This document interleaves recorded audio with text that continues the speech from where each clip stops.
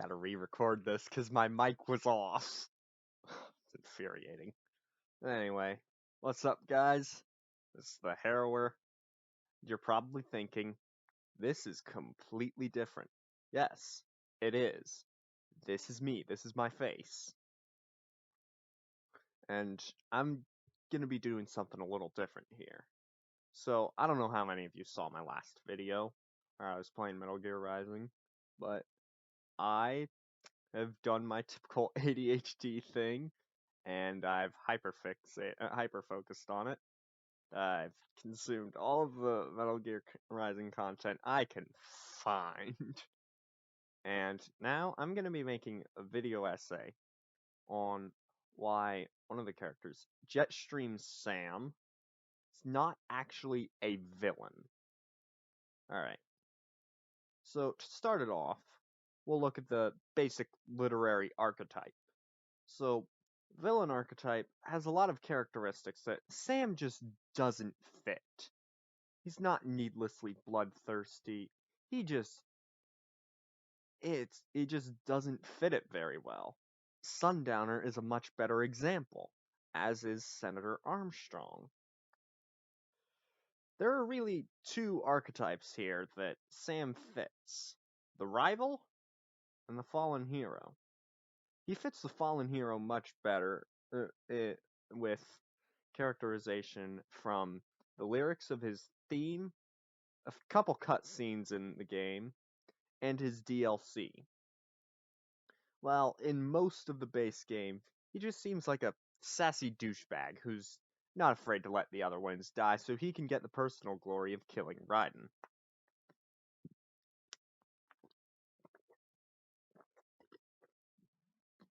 Alright, let's start with the DLC.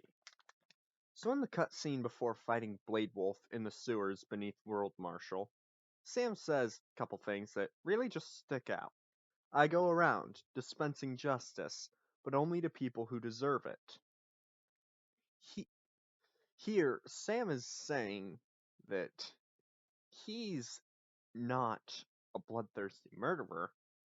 He's he's doing what he believes is right. He's being a vigilante. Excuse me. And he's not gonna let legal bullshit get in his way.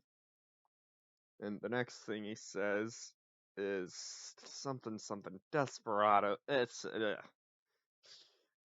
essentially he's saying that the people who deserve this justice are scum like PMCs and Senator Armstrong and Sundowner. But anyway, he also tells Blade Wolf to try thinking for himself. On the surface, you think, well, that doesn't mean anything. Well, yes, on the surface. But Sam recognizes that Blade Wolf is essentially a slave, forced to follow the wind's orders.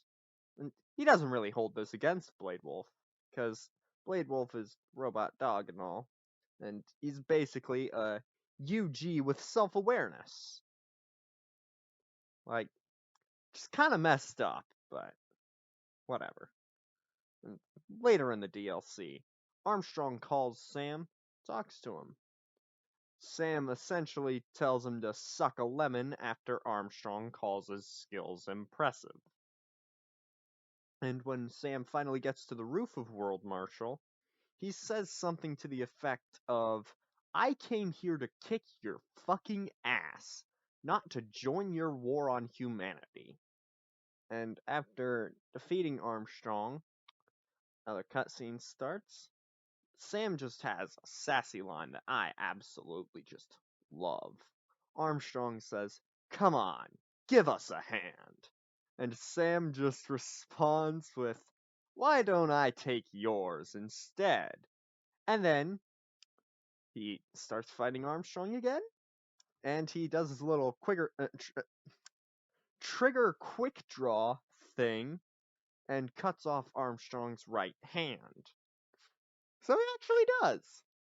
Armstrong then uses his little stump, though, to stab Sam in the right pec, making his right arm useless, forcing him to get cybernetic modifications. And Even though he's been forced to join the Winds and do things that are completely against his morals, he hasn't given up completely. Let's move on to his theme.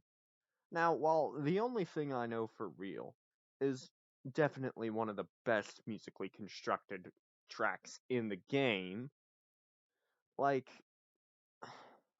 shit, what's it called?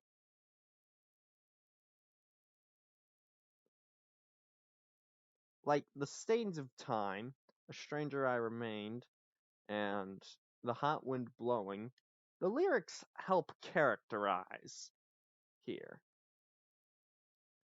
And there's a little bit of gameplay involved with Sam's characterization too. Like when you knock the Mursama out of his hand, the lyrics go away in his theme. But anyway, the lyrics speak of an internal conflict quite a bit.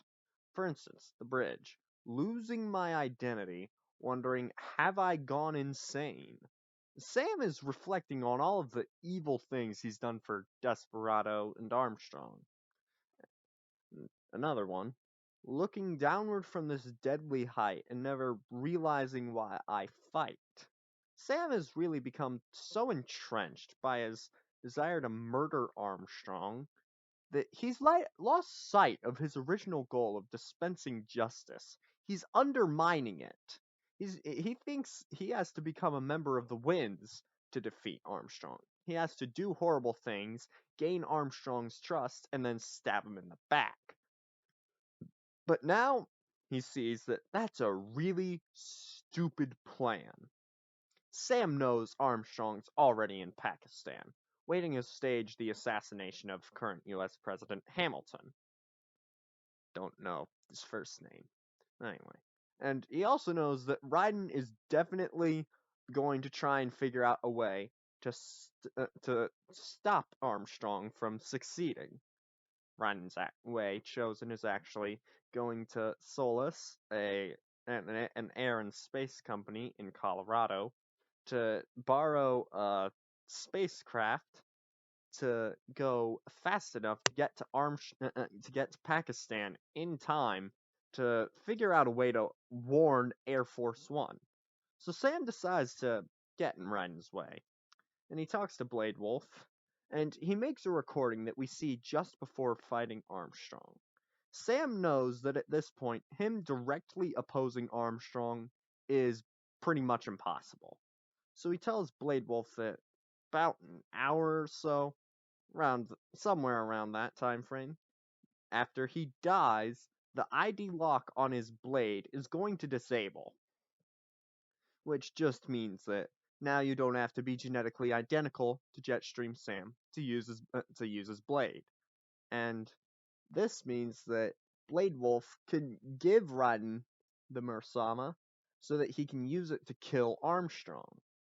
Sam knows he's done horrible things, but he believes that by helping Raiden kill Armstrong, he can start to undo some of the damage he's done and prevent a lot more from happening. And there's other parts that make Sam just not fit the villain archetype. For example, he fights with honor, something that you almost never see in a villain. Villains are often just bloodthirsty and looking for an easy way to kill as many people as possible, or kill them effectively. Sam, however, is looking for a way to fight fairly. He doesn't care about killing people. He wants the ultimate challenge. He wants to prove his strength. He fights efficiently and avoids needless bloodlust and agony and pain in his victims. Victims might not be the right word, but who cares? While other members of the Winds, like Sundowner, really like to draw out the pain. I mean, hell, Sundowner literally named one of his little pincer blades Bloodlust. Then there's the little Mind Snap in File RO3, Mile High.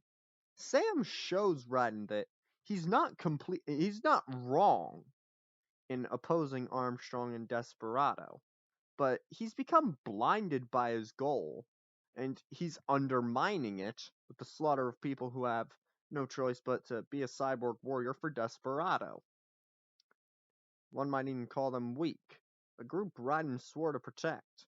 Sam is pointing out that, hey, you're kinda undermining your goal of protecting the weak, right, with your actions here. Um, I undermined my goal too, and look where that led me to. You gotta stop it right now, man. And overall, Sam just does not fit the villain archetype. It just doesn't click. Overall, he's really just much more of a fallen hero. I mean, he was once a good warrior, and he has a goal that he believes is good, and he has what he believes to be um justification that his becoming evil is still morally good. Anyway, that's gonna about do it for this video. Probably gonna go back to posting gameplay footage here, unless this like blows up and becomes super popular or something, but let's be real, that's not happening. Anyway, see you guys next time. I hope you all have a wonderful day.